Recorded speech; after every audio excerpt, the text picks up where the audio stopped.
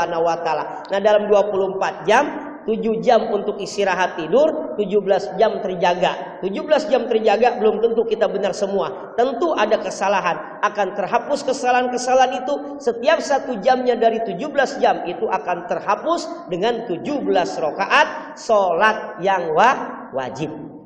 Dan waktunya itu enggak berurutan. Tidak terus menerus. Ada jeda waktu yang lumayan jauh lah. Sholat Isya tadi sampai subuh berapa jam? Lama. Coba hitung.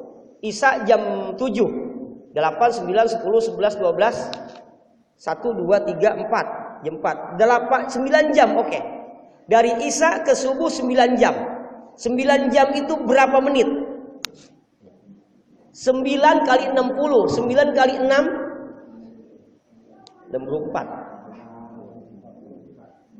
9 kali 6 16 tambah 9 340.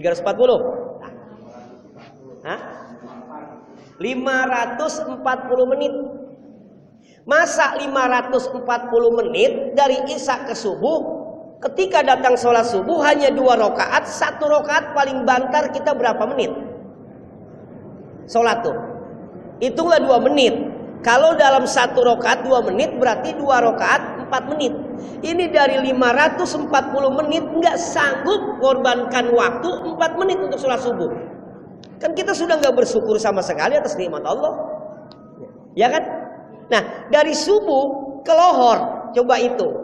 Kita hitung dari jam 5, 6, 7, 8, 9, 10, 11, 12. 7 jam. 7 kali 6. 42 ya? 42 menit 420 menit. Dari subuh ke lohor 420 menit.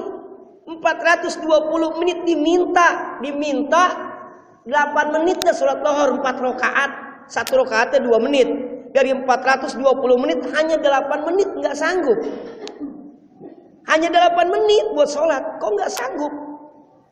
Rezeki dikasih, ya. Makan dikasih, minum dikasih sama Allah. 8 menit mohon untuk laporan ke Allah. Dari subuh ke lohor 420 menit. Ya Allah, alangkah tidak bersyukurnya ini manusia seperti ini. Kalau sampai tidak mau melaksanakan sholat. Ya. Nah, kalau tidak merenung, tidak berpikir, itu tidak akan ketemu, Pak. Kita tidak berpikir kenapa kok sholat 17 rakaat. Sedangkan waktu kita dikasih waktu 24 jam. Kalau kita nggak pikir ke situ, kita selamanya tidak akan menjadi orang yang bersyukur.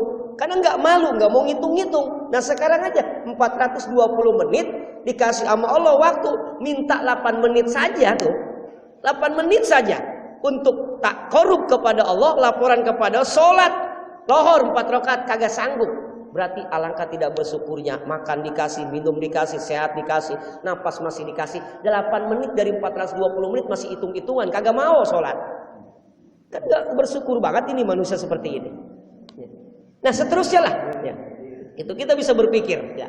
Sholat. Maka cabang perbuatan iman yang ke-21 adalah mendirikan sholat sehari semalam 5 waktu. Itu yang wajib. Yang wajib dulu laksanakan. Yang wajib kagak tahajud mah iya 8 rakaat, subuhnya kelewat, lohornya kagak. Sama aja bohong. Yang wajib dulu, ya gitu. Wajib insya Allah. Nah gitu. Ya, sholat, itu sholat. Pentingnya sholat, Bu ya, Pak ya. Pentingnya sholat. Awas ini. Salah satu bersyukur kepada Allah yang paling efektif adalah sholat. Karena dalam sholat itu ada bentuk bersyukur. Bersyukur dengan panca indera. Itu panca indera kita gerakan untuk sujud kepada Allah, untuk ruku, ya kan? Untuk berdiri, untuk ibadah. Kemudian tanda syukur kita dengan apa? Dengan lisan. Lisan kita pakai membaca bacaan-bacaan dalam sholat.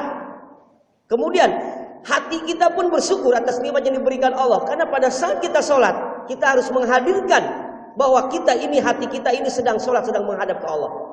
Berarti sholat itu sekaligus 3 zikir. Zikir hati, zikir lisan, dan zikir panca indera, dan itu sekaligus dalam satu perbuatan dibentuk dalam sholat, dan itu merupakan tanda syukur manusia atas nikmat yang telah diberikan oleh Allah. Maka syukur yang paling efektif adalah dengan melaksanakan sholat. Orang yang tidak sholat berarti ini orang yang tidak pernah mau bersyukur atas nikmat Allah. Makan dikasih, rezeki dikasih, bahkan rumah dikasih, kendaraan dikasih, sehat dikasih, anak pada jadi, sekolahnya tinggi-tinggi, tapi kagak pernah sholat. Maka ini orang yang paling pecundang di dalam agama Islam. Sebenarnya itulah sebenarnya yang menghancurkan agama Islam. As-sholatu imadudin. Sholat itu tiang agama. Paman akomah pakod akomadin. Orang yang mendirikan sholat berarti mendirikan agama. Pakod tarokaha pakod hadamadin. Orang yang meninggalkan sholat, enggak sholat, berarti itu dia yang menghancurkan apa? Agama. Jangan jauh-jauh kita mencari orang yang menghancurkan agama kita sendiri. Kadang-kadang saudara kita, kadang-kadang keluarga kita yang menghancurkan agama kita sendiri. Tuh yang kagak mau sholat. Ya Allah. Ya. Itu maka cabang perbuatan iman yang ke-21. Waduh, agak naik nih Pak, padahal lagi kurang sehat ini. Nah, qala Rasulullah sallallahu alaihi wasallam, alamul iman as-sholatu. Ciri iman itu salat. Cirinya orang beriman itu ngaku-ngaku beriman kagak salat, enggak malu. Tegablek ka era sia. Itu ya.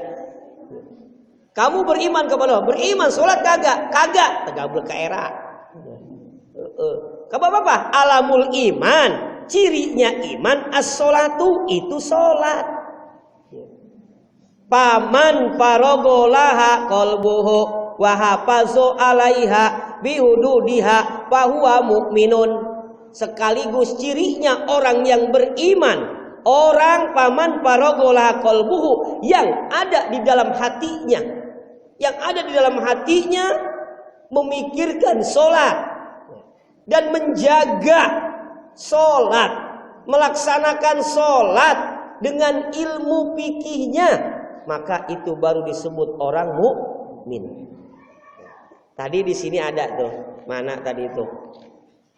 Nih, ciri-ciri orang yang mana? Beriman.